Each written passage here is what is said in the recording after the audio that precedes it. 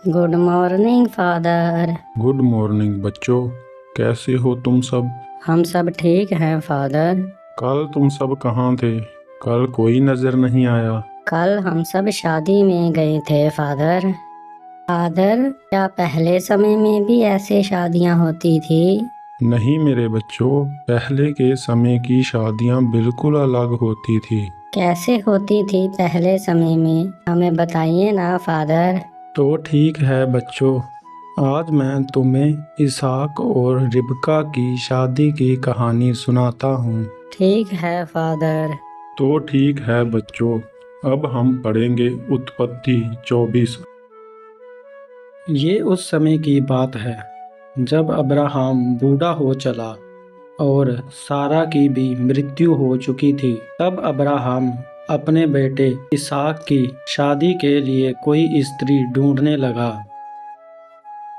वो चाहता था कि इसहाक की शादी उसके ही कुटुंब की किसी लड़की से हो। वह नहीं चाहता था कि कोई अन्य जाति की स्त्री उसकी बेटे की पत्नी बने।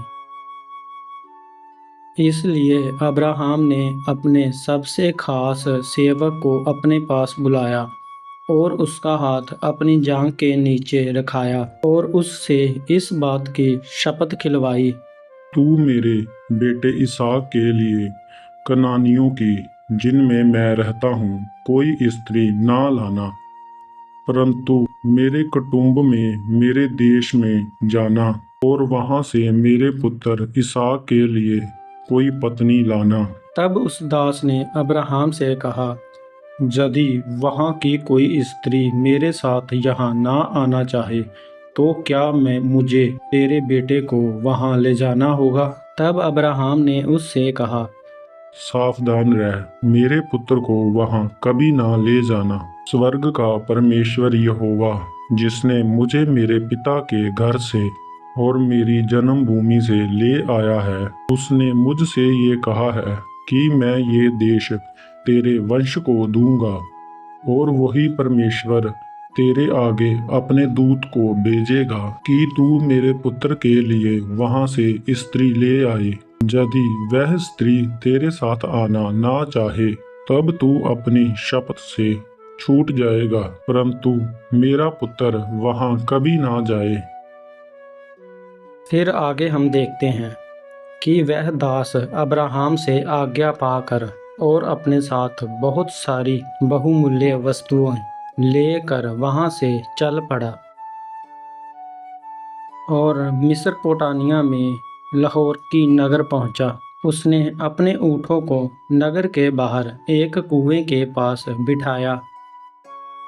शाम के वक्त बहुत सी स्त्रियां जल भरने के लिए अपने नगर से बाहर निकली।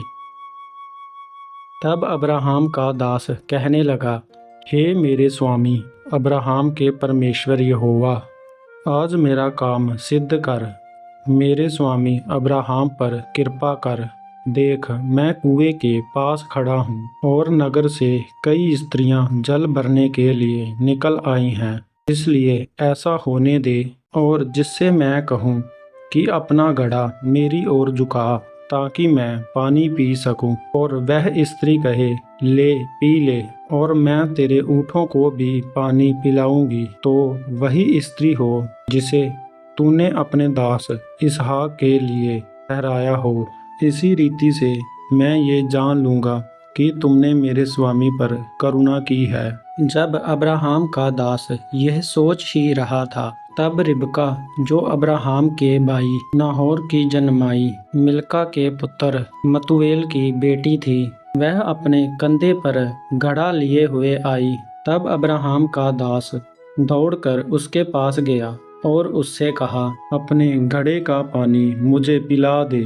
तब रिबका उससे कहने लगी, हे मेरे प्रभु, ले पी ले। जब वह दास पानी पी चुका, तब रिबका कहने लगी, मैं तेरे ऊँटों के लिए भी तब तक पानी ले आऊंगी जब तक वह पी ना चुके। तब रिबका ने उनके सभी ऊँटों को पानी पिलाया।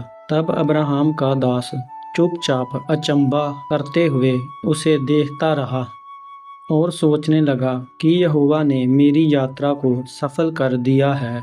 जब रिबका ऊँटों को पानी पिला चुकी, तब उस दास ने आधा तोले सोने का एक नथ निकालकर उसे दे दिया और 10 तोले के कंगन उसके हाथ में पहना दिए और उससे पूछा कि तू किसकी बेटी है? क्या तेरे पिता के घर में मेरे रहने का स्थान होगा? तब रिबका ने उससे कहा, हमारे पास तेरे और तेरे ऊँटों के ठहरने के लिए बहुत सा स्थान है। तब उस दास ने सर झुकाकर परमेश्वर यहोवा को दंडवत किया और कहा, धन्य है मेरे स्वामी अब्राहम का परमेश्वर यहोवा, जिसने अपनी करुणा और सच्चाई को मेरे स्वामी पर से नहीं हटाया और मुझे सही राह पर चलाकर मेरे स्वामी के भाई बंधुओं के घर पर पहुंचा दिया है। फिर रिबका दौड़कर अपने घर गई और अपने भाई बंधुओं को सारी बात बताई। तब लबान, जो रिबका का भाई था, बाहर जाकर उस दास से कहने लगा, मैंने तेरे और तेरे ऊँटों के लिए स्थान तैयार कर दिया है। जब वह दास रिबका के घर गया, तब रिबका के पिता ने उसके आगे जलपान रखा।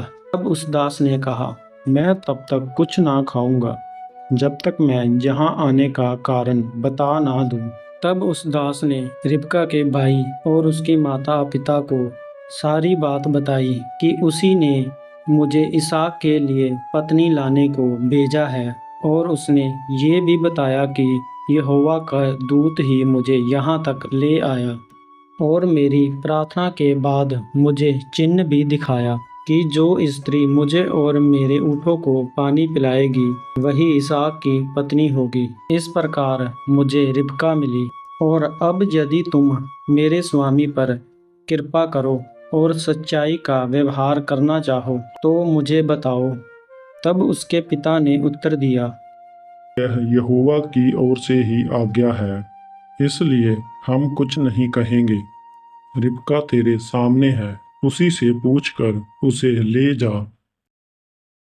इसके बाद उस दास ने यहोवा को फिर से दंडवत किया और जो वस्त्र वह लाया था, सोने के गहने और वस्त्र निकाल कर रिबका को दिए और उसके भाई और माता पिता को भी उसने बहुमूल्य वस्तुएं भेंट स्वरूप दी। तब रिबका भी उस मनुष्य के साथ जाने के लिए मान गई। तब रिबका के घर वालों ने रिबका और उसके दास को अपने घर से विदा किया और रिबका को आशीर्वाद दिया कि वह हजारों लाखों की आदिमाता हो तथा उसका वंश अपने वैरियों के नगरों का अधिकारी हो। तब रिबका अब्राहम के दास के पीछे हो ली। फिर फादर, फिर आगे क्या हुआ? आगे अब्राहम का दास रिबका को लेकर अब्राहम के घर पर गया और वहां पर रिबका और इसहाक की शादी हुई। अब तुम सब बच्चे यहाँ से जाओ और कल फिर इसी समय आना, तब मैं तुम्हें एक और नई कहानी सुनाऊंगा। ठीक है फादर।